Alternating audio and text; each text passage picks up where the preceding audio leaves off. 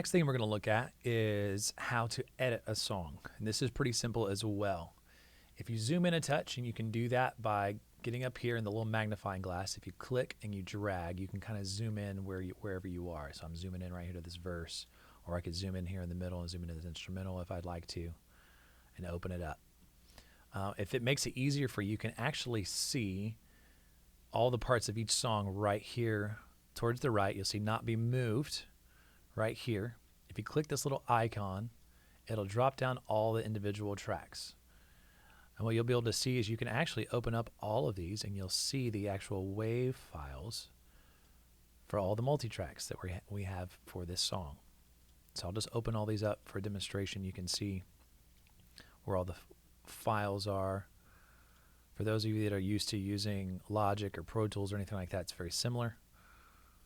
So there you are. There's all the files. And you can see all these lines. What we've done here is we've chopped up the song into parts to make it simple. So what we can do when we're editing songs, it's really easy. If you go up to the top of this Ableton set, what we've done is we've created two different scenes here, or two different tracks, if you will. One we've labeled this MIDI track. It's just an empty MIDI track here, markers, and the other one is a tempo, and we'll get to tempo stuff a little bit later. But what we're looking at is these markers. So for, say, not be moved, we want to go straight into the interlude, which if you hear the interlude, it'll sound like this. If I click right here or somewhere up here.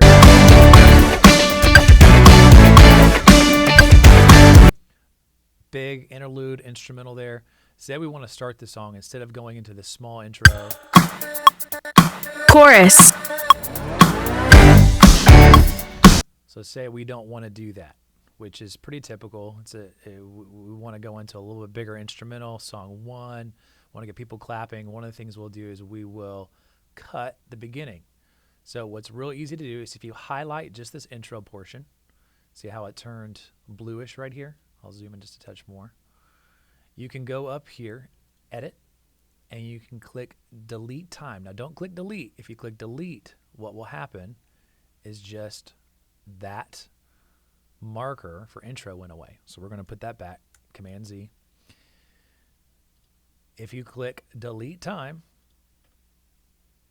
you'll see all of the tracks went away for that intro, and all of the time went away, and it actually bumped and brought the entire song and moved it closer to the count-in. So now what we have is 1, 2, 3, 4. But we really want to get to the interlude, so you can do the same thing again. So we're editing the song by clicking the portion we want to get rid of. So the chorus here, it's blue. And we can click delete time. Now for those of you that are comfortable with shortcuts, if you click Command Shift Delete, it will delete the time as well. But for those that are not comfortable with shortcuts, you can just go to Edit, click Delete Time. We've gotten rid of that chorus. So now your count-in, and it's important we keep our count-in. We don't want to get rid of our count-in because that keeps everybody together when the song begins. We just know that when we're after this count-in, we're going to go into a big instrumental. So listen to this. 1, 2, 1, 2, 3, 4.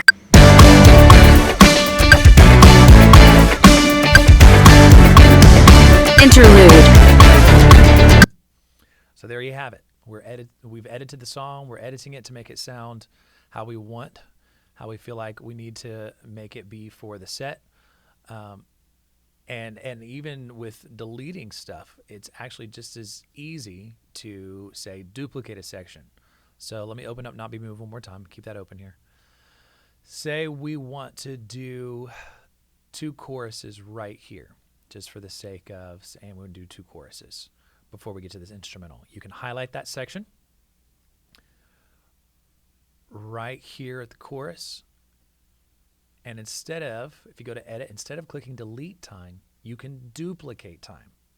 Again, don't just click duplicate. You want to click duplicate time, because now what you've done when I do this, you've taken this whole chorus section and you've copied it over and put it in place in time, and the rest of the song has shifted to the right. So what you'll hear is 2 choruses back to back. Now, what won't be correct is you'll hear the guide say something different. So as you'll see from coming from verse 2 into this chorus, you'll hear it say chorus. chorus, Now, since we've duplicated time of this chorus, it's used to going on to the instrumental, right? So it's going to say instrumental right here. instrumental, But we've duplicated chorus. So it's copying that same guide. So right here, this will say instrumental and obviously go into instrumental. So you just got to be aware when you're rehearsing, say you've cut this song or you've added a section, that your guide may sound a little different. Now there's ways around that. One method that I use, say right here, this chorus, I want it to say instrumental. instrumental, Or excuse me, I want it to say chorus, right? Because we're going into this chorus. I would delete, I literally would highlight this guide right here, and I would click delete on my keyboard. Now it took away just that clip. I could go right here, and I know that this is going to say chorus. chorus, So this guide, I would grab it, highlight it, I would copy it. Now for those of you that are familiar with shortcuts, Command C is copy. I would go right here at the beginning, and I would Command V to paste it. Now I have a chorus guide that's going to call the chorus because I've duplicated the chorus and I've gone into it again. chorus, So there you go. Editing a song isn't very difficult. You just got to know what parts you want to edit. And if your guide's off, just be familiar with the song enough to know, okay, we're going to duplicate and go into this section.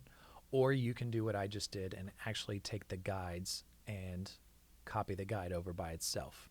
So there you have it. Pretty straightforward in editing the songs.